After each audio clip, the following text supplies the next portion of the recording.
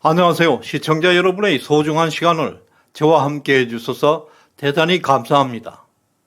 여러분의 끝없는 관심과 많은 댓글은 저에게 큰 힘이 되고 있습니다. 오늘은 9월 7일 목요일입니다.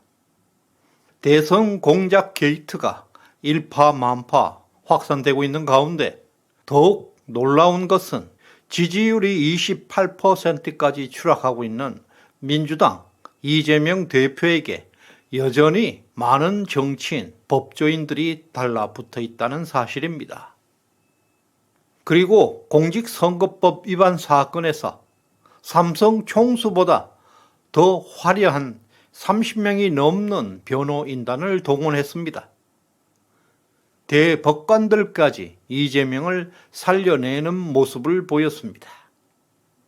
심지어 문재인, 이해찬, 박지원 같은 골수들까지 최근 단식장을 찾아 위로의 메시지를 전하고 있습니다. 이재명은 구국 활동에 전념한 정치인도 아닙니다. 단지 인간 탐욕에 찌든 잡놈일 뿐입니다. 그럼에도 지금 민주당에서는 너무나 불가사의한 일들이 벌어지고 있습니다. 여러분, 이런 현상이 도대체 왜 일어난다고 생각하십니까? 추정하자면 이 현상은 단순합니다. 이재명 주변에게 먹을 게 많았다는 뜻입니다. 천문학적인 자금이 돌고 있다는 것은 무시할 수 없었을 것입니다. 검은 돈의 파워는 마력을 가지고 있었습니다.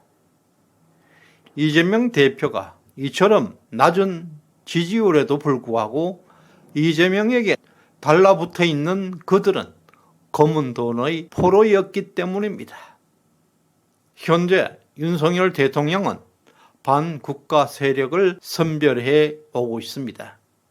이균용 신임 대법원 장관은 선후배 신뢰관계가 있다는 것은 국가 위기에서 대한민국 번영에 절호의 기회를 맞이하고 있습니다. 김명수 법원의 논란이 끊이지 않고 있습니다. 대선 공작 게이트의 핵심 김만배가 또다시 출소하게 되었습니다. 이번에도 서울중앙지법 이준철 부장판사입니다. 지난번 50억 클럽 곽상도에게 무죄 판결을 내렸던 바로 그 판사입니다. 서울중앙지법은 민감하고 중대한 정치 사건이 집중되고 있는 곳입니다. 김명수는 이곳에 자신의 측근을 배치해서 좌파 무죄, 우파 유죄 판결을 주도하고 있다는 비판을 받고 있습니다. 이준철 판사는 김만배에게 얼른 나가서 신앙님과 이재명에게 입을 맞추고 증거를 빨리 인멸하라는 기회를 제공했다는 오명을 벗기 어려울 것입니다. 검찰은 김만배에게 영장을 기각한 법원의 결정을 이해할 수 없다고 밝히고 구속영장을 재청구할 것으로 알려지고 있습니다. 어제 풀려난 김만배는 신앙님과의 사적인 대화였다. 이 대화를 몰래 녹음해서 뉴스타파에게 제공하는 것도 몰랐다고 주장하고 있습니다. 감옥에 있을 당시 일어난 일이라고 신앙님에게 모든 책임을 전가하고 있습니다. 이것은 대선 공작 게이트 사실을 부정하지 않고 있음을 보여주고 있습니다. 이제 대선 공작 게이트에 가담했던 미디어들도 큰 책임을 벗어날 수 없을 전망입니다. 뉴스타파, JTB, 그리고 MBC, KBS 등 가짜 뉴스로 인한 엄중한 책임을 지게 될 것입니다. 특히 뉴스타파와 JTBC는 이로 인해서 심각한 위기에 처할 가능성이 매우 높아졌습니다. 가짜 뉴스는 민간 언론들에게는 심각한 수익 악화로 이어지게 될 것입니다. 특히 뉴스타파의 주요 수익원은 인터넷 포털에서 발생하고 있습니다.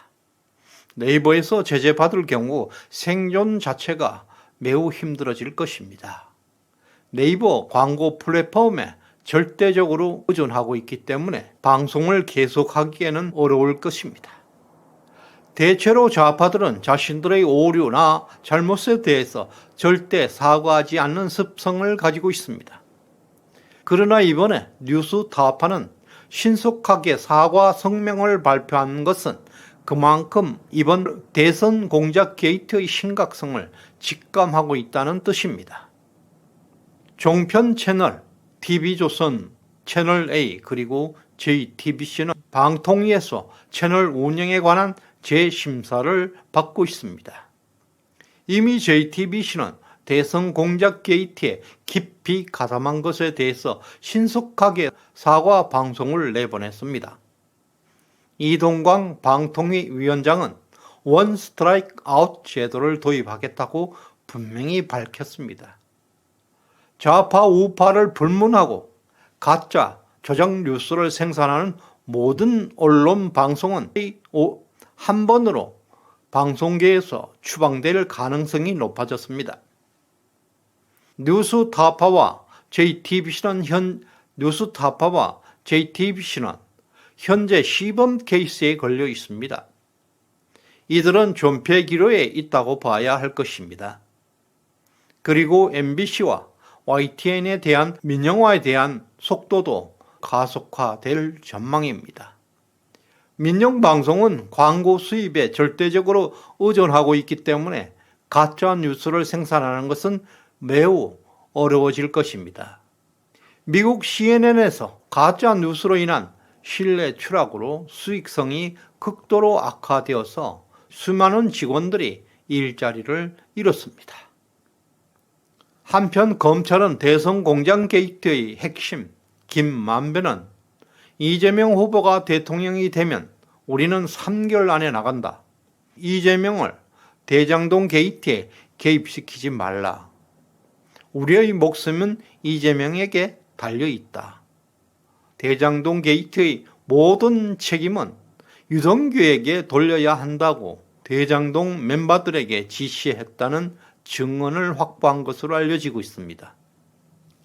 또한 이철규 국힘당 사무총장에 따르면 이재명 대표의 페이스북에 있었던 일부 글들이 삭제되었다고 합니다.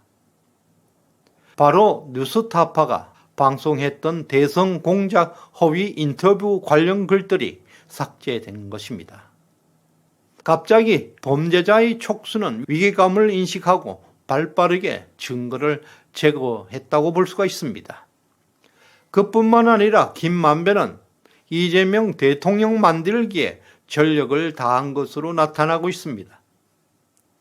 대장동 게이트가 언론에 터진 이후에 대장동 멤버들에게 이재명 후보와 이 사건은 관련이 없다고 언론에 발표하라고 지시하였다고 합니다. 심지어 구속된 이후에 남욱과 유동규를 법정 대기실에서 만났을 때 잘 견뎌라.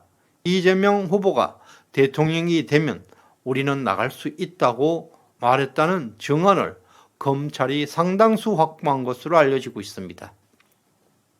특히 김만배는 남욱 조우영에게 대장동 사건은 유동규 개인의 뇌물 사건으로 정리되어야 한다. 인터뷰에서도 그렇게 말하라고 지시하고 실제로 조우영 씨는 2021년 10월 26일에 JTBC와의 인터뷰에서 그분은 유동규다 100%라고 말한 바 있습니다. 이와 같이 이번 대선 공작 게이트에 이재명의 관련성 개입 여부가 주목을 받고 있습니다. 뉴스타파가 작년 3월 6일 밤 9시 22분에 신학님의 조작 인터뷰를 방송했고 이재명은 그로부터 단 1시간 후인 10시 22분에 뉴스타파의 기사를 빛의 속도로 공유하고 있었습니다. 마지막으로 김만배는 대선 공작 게이트에 대한 사실을 어느 정도 시인하고 있습니다. 그러나 그 책임에 대해서는 신학님에게 모두 전가하고 있는 모습을 볼 수 있습니다. 이제 이재명 저수지의 뚝이 무너진다는 징후들이 여러 곳에서 나타나고 있습니다. 그럼에도 검은 돈의 포로가 되어서 이재명 주변을 떠나지 못하는 수많은 중생들이 있습니다. 여의도 정치인들, 서초동 대법원의 대법관들, 그리고 고위 관료에 이르기까지 그들은 지금 잠을 못 들고 있습니다. 윤석열의 정의가 반국가 세력을 전면적으로 소탕하는 대역사가 시작되는 윤석열호가 출발하고 있습니다. 우리는 단단히 안전벨트를 메어야 할 것입니다. 오늘 후원해 주신 강민정님 진심으로 감사드립니다. 끝까지 시청해 주셔서 고맙습니다.